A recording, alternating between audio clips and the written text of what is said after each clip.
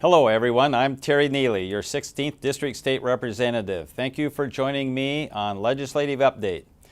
Several days ago, the Washington State Supreme Court struck down a requirement for a 2/3 vote in the legislature to increase taxes. Now, the 2/3 majority rule had been approved by 5 separate times by voters in a series of initiatives. The latest was in November when 64% of the voters statewide approved the initiative 1185, including 71% in the 16th district. Last year, the 2/3 requirement was challenged by a coalition of House Democrats and education groups who had grown increasingly frustrated by the inability to raise revenue to address budget shortfalls.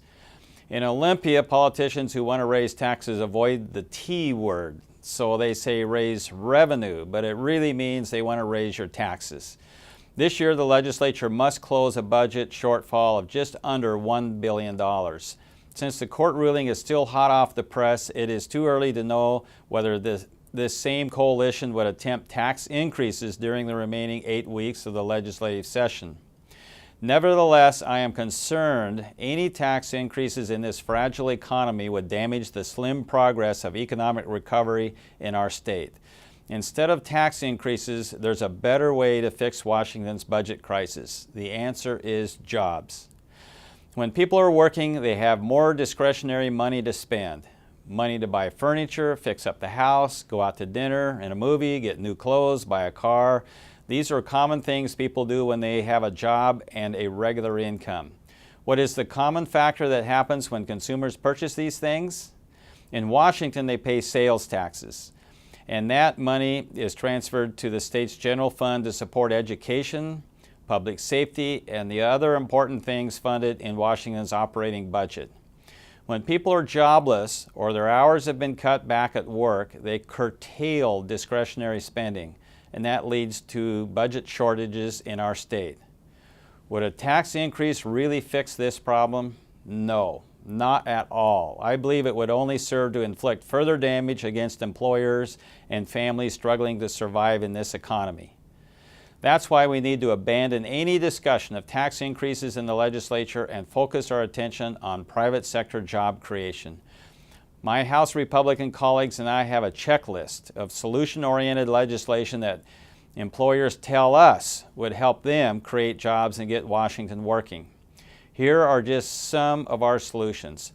First, let's reform the state's workers' compensation system and reduce costs for employers while protecting earnings for injured workers. Excessive regulations make it very difficult to do business in Washington. Our proposals would reduce regulatory red tape that ties the hands of employers. One of the biggest obstacles to job growth is the ability for employers to obtain permits. So let's require state agencies to make permit decisions in 90 days or the permit is granted. Excessive state agency rulemaking also creates massive uncertainty for employers.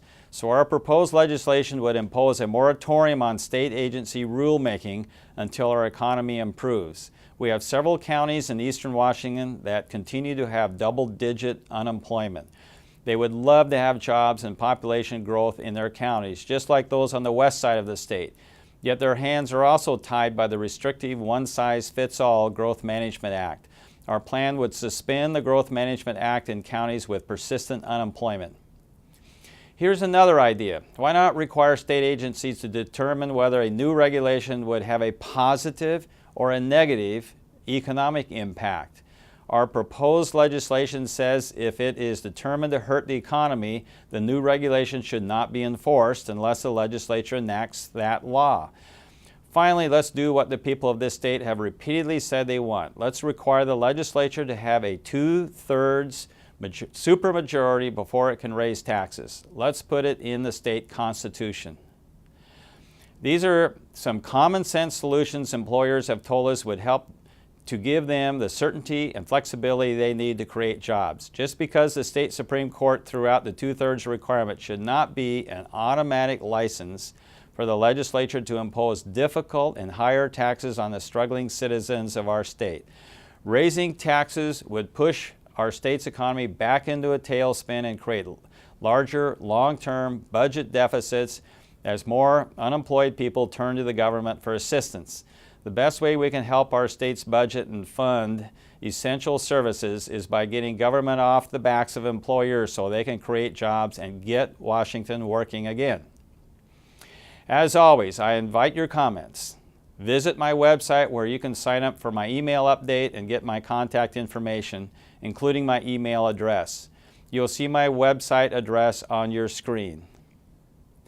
So again, thank you for joining me on Legislative Update. I'm your State Representative, Terry Nealey.